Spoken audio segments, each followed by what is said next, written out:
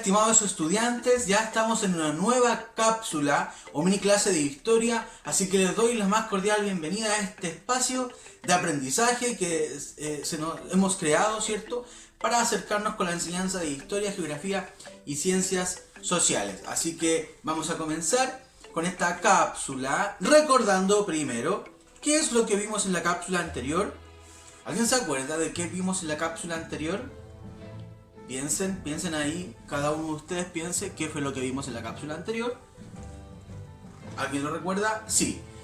En la cápsula anterior vimos principalmente la organización de nuestra república.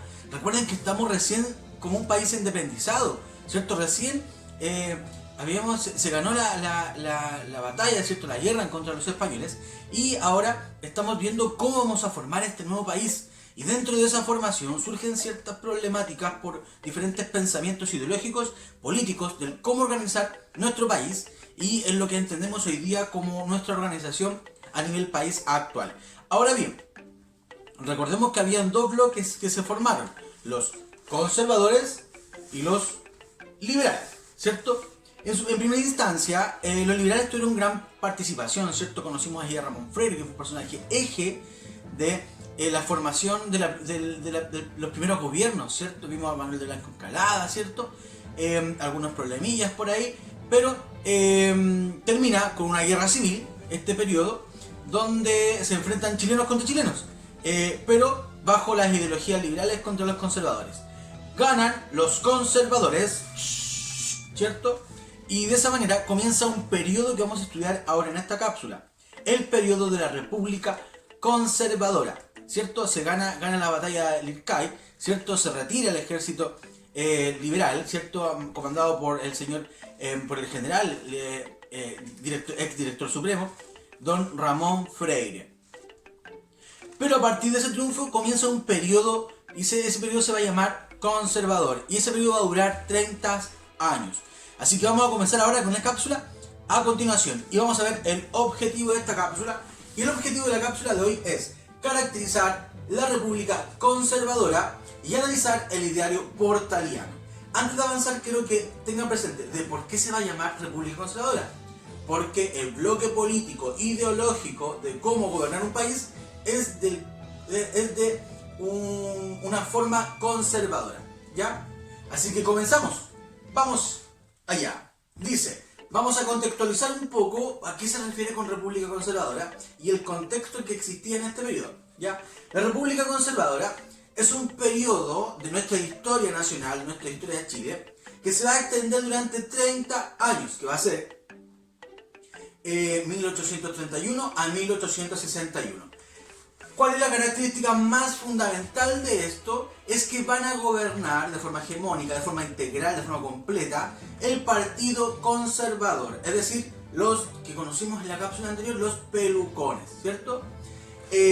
¿Cómo llegaron a gobernar durante 30 años? Por haber ganado la batalla de Lircay, ¿cierto? Haberle ganado a los liberales, ¿cierto? O los conocidos que conocimos en la cápsula anterior, a los pipiolos, ¿ya? ¿Cómo se materializa concretamente esto? Con la elección de 1831, y sale electo el general José Joaquín Prieto, que le había ganado a los liberales en la batalla de Lircay, sale famoso, y llega a la presidencia, ¿cierto? Durante este periodo también se estableció algo muy importante, que es la Constitución de 1833. Esta Constitución va a ser una de las más importantes porque además va a durar mucho, ¿ya? Tuvo cierta efectividad bajo una mirada que vamos a conocer ahora, ¿ya? Otro personaje muy importante que va a ser como el motor de todo esto es el señor Diego Portales Palazuelos, ¿ya? Características fundamentales de este tipo de república es que se caracterizaba por ser altamente centralizado, altamente autoritario, y sus fundamentos estaban en el orden, y que ese orden estaba concebido en un ideario, en las ideas de este señor que acabo de nombrar, del señor Diego Portales. De este señor, Diego Portales. Así que observenlo bien, porque este va a ser el personaje más importante, uno de los personajes más importantes de este periodo. Bien, avancemos. Entonces, Dijimos que este periodo va a durar 30 años, ¿cierto? Y otra característica muy importante es que este periodo también se es conocido como los decenios. ¿Por qué es conocido como los decenios? Porque los periodos presidenciales duraron 10 años cada uno, es decir, el presidente duraba 10 años en su cargo. El primero de ellos fue, como lo dije anteriormente, don José Joaquín Prieto. Él estuvo entre 1831 y 1841. ¿Ya?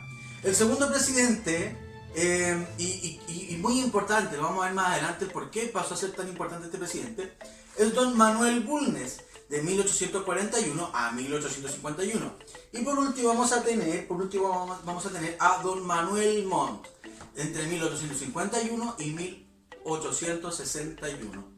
Y ahí están los 30 años del periodo conservador y bueno, vamos a ver qué pasa después de este año, así que los quiero atentos, ¿ya?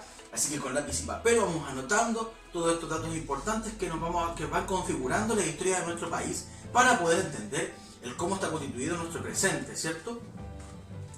Bien, yo les había hablado de este señor, ¿cierto? De don Diego Portales Palazuelos, que es el motor, ¿cierto? Es el máximo gestor del ideario conservador, ¿cierto? Vivió entre 1793 y 1837, ¿ya? Esto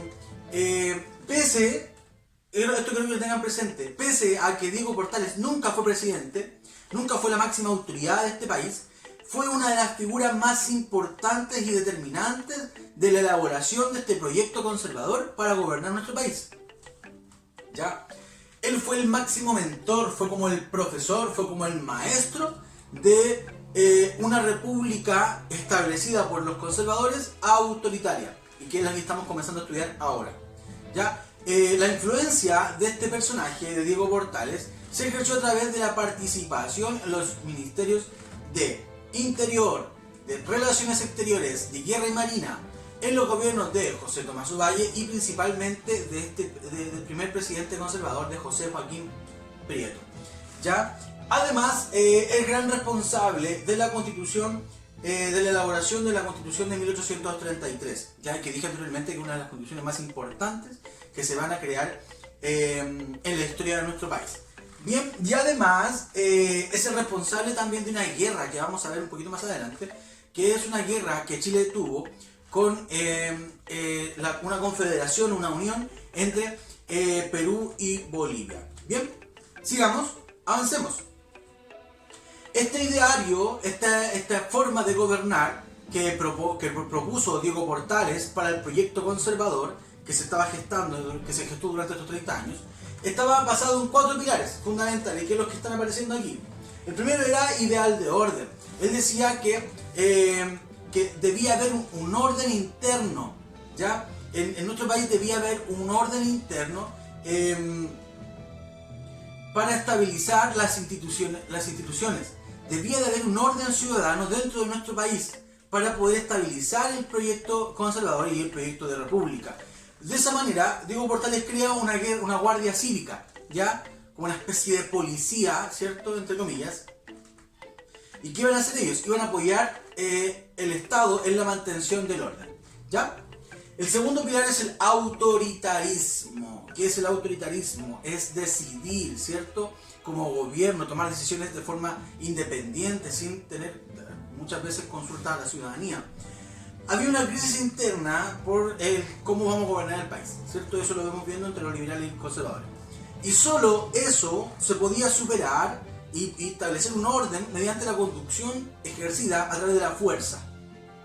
A través de la fuerza conducida por el Ejecutivo, por la Presidencia.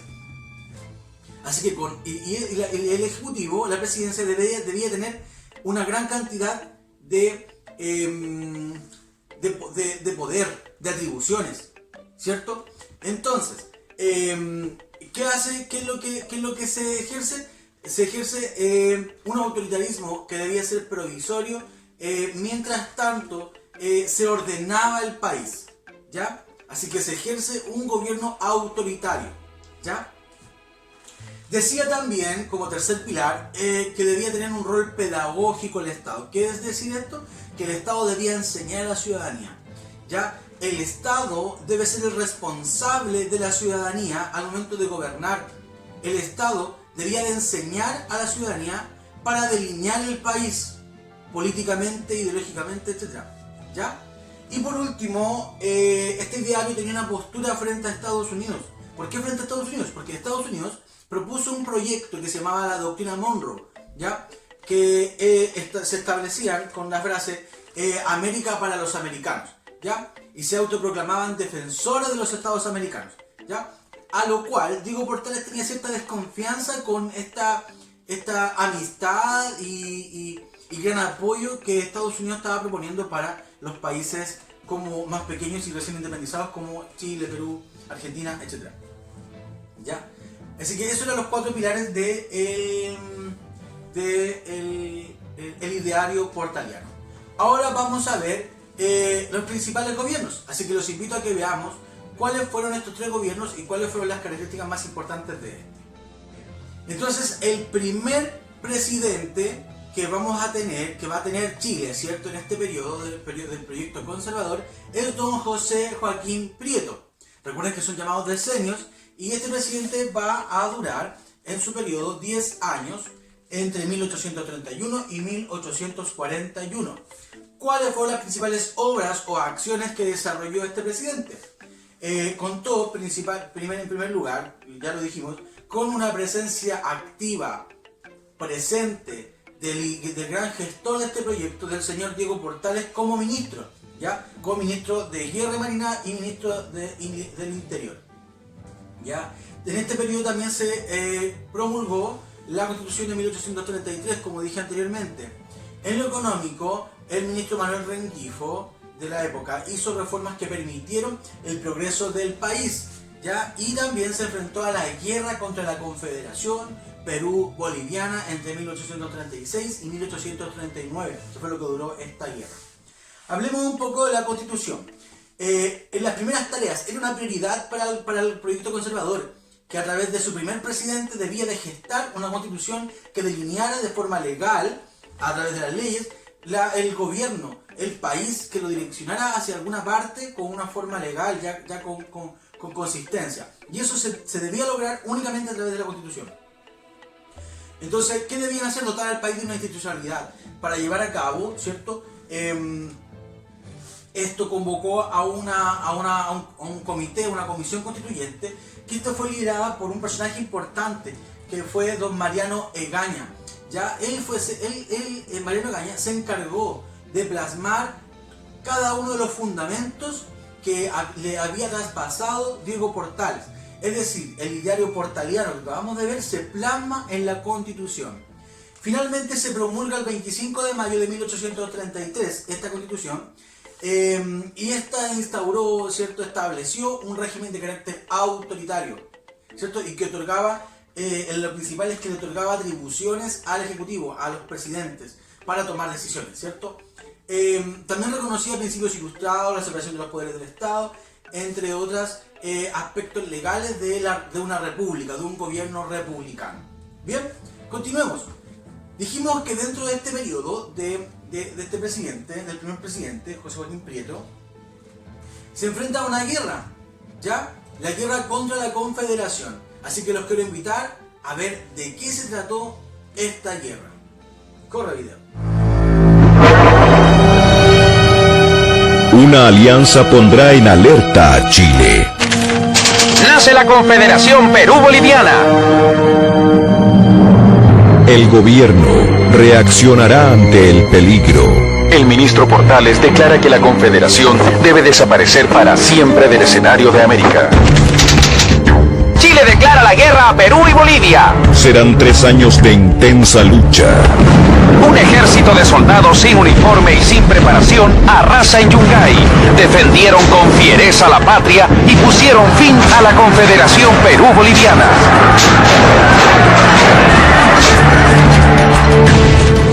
Bien, como ya vimos, ¿cierto?, a algunas luces de lo que fue esta guerra, ahora vamos a determinar algunos puntos. ¿Cómo fueron las causas? En primer lugar, entre las causas es que un señor llamado el mariscal, tenía el título de mariscal, Andrés de Santa Cruz, él se apoderó de una idea de unir América, y crear un nuevo imperio incaico de siglos anteriores, pero tenía la idea de unir Sudamérica, ya de crear un solo gobierno, un solo país.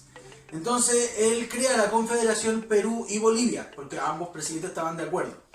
Entonces esto se encausa en 1836, ¿ya? Esta confederación, y queriendo que Chile también se adhiriera a esta confederación.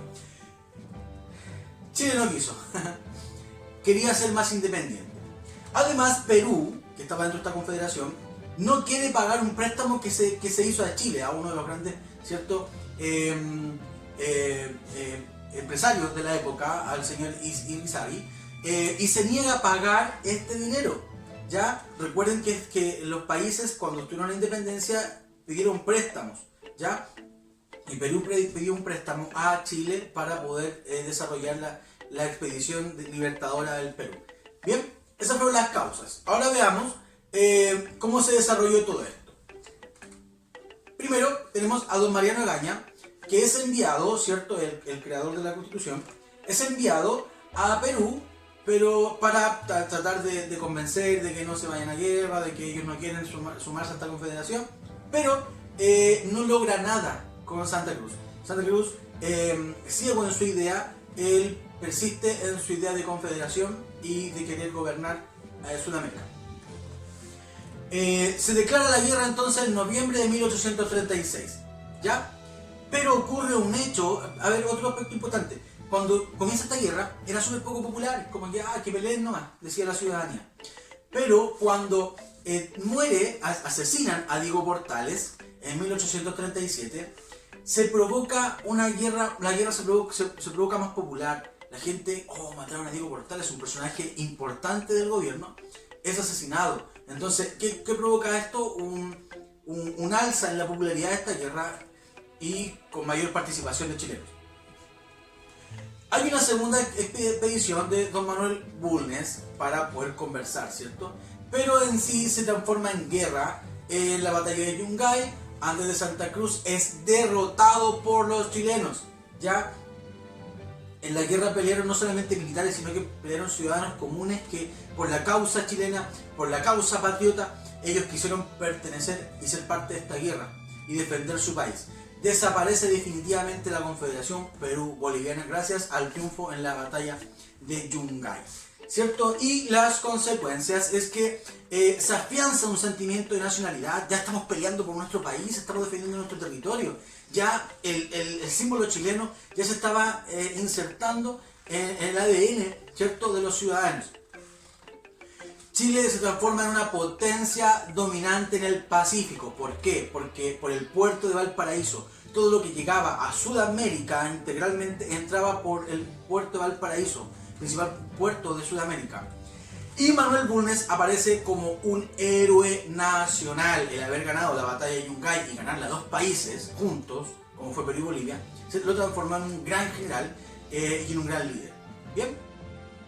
Entonces ahora es el turno del segundo gobierno, como es el segundo decenio, también podría llamarlo, los próximos 10 años de gobierno, que es el ganador, ¿cierto? El gran triunfador de la batalla de Yungay, don Manuel Bulnes Prieto, que va a gobernar entre 1841 y 1851. Entonces, tras el triunfo en Yungay, va a encabezar también el gobierno, va a establecer un gobierno en Chile que va a ser estable, conciliador. Ya tenemos 7 años de haberse creado la constitución anterior, ¿cierto? En 1833. Ya él toma este país con una mayor estabilidad y con mayor fuerza, consolidando en los pilares del ideario portaliano a través de la constitución, ¿cierto? La ciudadanía ya estaba observando este gobierno con otra mirada. Habíamos ganado una batalla, ¿cierto? Una guerra en contra de la Confederación, había un sentido patriota. Entonces ya se le es más fácil a Manuel Bulnes empezar a decidir mayormente el desarrollo del país. Entonces, él, ¿qué es lo que empieza a hacer? A dictar leyes de amnistía a favor de los liberales, ¿ya? Otra cosa que hizo fue, recordemos que nuestro país no estaba completamente ocupado, no habían habitantes en todo el país, las ciudades eran pocas las ciudades que estaban fundadas. Entonces, ¿qué se propone Manuel Bulnes? Se propone empezar a ocupar el país para asegurar el territorio. Recuerden que cada vez que fundamos una ciudad, aseguramos ese territorio y le damos una administración de los recursos que posee. Entonces, ¿qué hace? En primer lugar, ocupación de Magallanes, de lo más abajo de nuestro país al sur de nuestro país. Luego provoca una colonización alemana en Yanquihue y Valdivia. Se estarán preguntando qué es esto. Ofreció territorio de Yanquihue y Valdivia a alemanes para que se vinieran a vivir y colonizaran este territorio que estaba vacío en cuanto a habitantes. Entonces llegan a vivir los primeros alemanes en nuestro país y se crea una descendencia alemana, chileno-alemana, ya, en nuestro país, para poder que habiten el territorio completo. Otro aspecto importante es que funda la Universidad de Chile, funda la primera universidad, y también se iniciaron problemas limítrofes con Bolivia en el norte, lo vamos a ver en las próximas cápsulas. Y además se desarrolló algo que va a determinar, ¿cierto?, este periodo, el movimiento intelectual de 1842 por los liberales, ya, que los liberales estaban tranquilitos, pero ellos estaban gestando el poder volver al gobierno, ya. Así es como el gobierno de Manuel Bulnes, Prieto, entre 1841 y 1851, es considerado uno de los más importantes del siglo XIX, de este periodo, ¿cierto? Porque durante este periodo se sentaron bases de nuestra república, de nuestro país, como por ejemplo se crearon las primeras universidades, recintos educacionales, lo más importante hasta el día de hoy de nuestro país, y además se desarrolló un gran avance en cuanto al territorio nacional. Bien, bueno, y el tercer y último de los decenios del bloque del proyecto conservador es don Manuel Montt Torres, que va a gobernar entre 1851 y 1861. Comienza con una intentona, ¿cierto? Con un intento de revolución liberal de 1851, ¿ya? De parte de los intelectuales liberales, ¿ya? ¿Qué provoca esto? Que Manuel Montt piense en un gobierno más autoritario, ¿ya? Porque claramente por temor a que derrocaran su gobierno, provocaban fuerza contra la ciudadanía en contra de estas rebeliones, ¿ya? ¿Qué otras acciones que se realizan? Es que se promulga el Código Civil de 1851. También la ley de la instrucción primaria, de empezar a educar, ¿cierto?, de forma legal, obligatoria, en 1860. Además se funda la Escuela de Preceptoras, ¿ya? De los primeros educadores en 1854. También fundación de Puerto Montt, en el sur de nuestro país, otro puerto, no solamente el de Valparaíso, en 1853. Y un intento revolucionario de Pedro León Gallo. ¿Quién era Pedro León Gallo? Era un empresario millonario de las minas, que fue elegido regidor por el presidente para que gobernara, ¿cierto? Para que administrara un territorio, pero estuvo en desacuerdo por un hecho muy relevante, que fue un castigo que tuvo la intendencia hacia unos gendarmes, ¿cierto? Por algunas malas prácticas de estos gendarmes, la policía los castiga poniéndole un cepo, que es como una especie de bloqueo en cuanto a cuerpo, a cabeza y manos, y los exponían en la plaza. Y esto a Pedro León Gallo no le gustó. ¿Y qué hace? Se sale del bloque conservador y divide el partido conservador. Otra cosa que ya empieza a debilitar, además de la división, también es un hecho que se llama la cuestión del sacristán, conocido históricamente como la cuestión del sacristán. En 1855, el arzobispo de Santiago, don Rafael Valentín Valdivieso, expulsó a un sacristán de su catedral, ¿ya? ¿Qué hizo el sacristán? Fue y lo denunció el caso ante los tribunales de justicia, ¿ya? ¿Y qué hicieron los tribunales de justicia? Determinaron que debía de ser reintegrado a sus labores, ¿cierto? El arzobispo, obviamente molesto, convencido de que la justicia civil no tenía competencia en las decisiones que tenían ellos como iglesia, y recurrió al presidente Montt para la máxima autoridad del país para decirle: presidente, esto no corresponde, yo soy el que tengo que decidir si dejo o no dejo al sacristán dentro de mi catedral. Sin embargo, ¿qué hizo el presidente? Validó el fallo de la Corte Suprema. Entonces le quitó poder a la iglesia en ese sentido y decidió como gobierno. Conclusión: la cuestión de Sacristán y la división del Partido Conservador impulsado por Pedro León Gallo en 1859 provoca una inestabilidad en el bloque conservador, ¿ya? ¿Y qué termina esto? Se terminan fusionando algunos conservadores que estaban en desacuerdo con las decisiones que estaba teniendo el proyecto conservador ya en su última instancia. Se fusionan con los liberales y crean una fusión liberal-conservadora en 1860. ¿Qué ocurrirá en las elecciones de 1861? Tenemos un último presidente que se debilitó mucho el bloque conservador, producto de estos actos que ocurrieron. ¿Qué va a ocurrir en las elecciones de 1861? Ahora quiero terminar con una pregunta. ¿Reconocen algunos aspectos, algunos elementos que hemos nombrado a través de la cápsula en nuestro contexto presente? Así que los invito a que puedan analizar y reflexionar en lo que hablamos el día de hoy y sigamos muy atentos en las cápsulas que vienen, porque se viene un hecho muy relevante que va a determinar el lineamiento hasta nuestros tiempos de nuestro país. Nos vemos en una próxima cápsula. Adiós.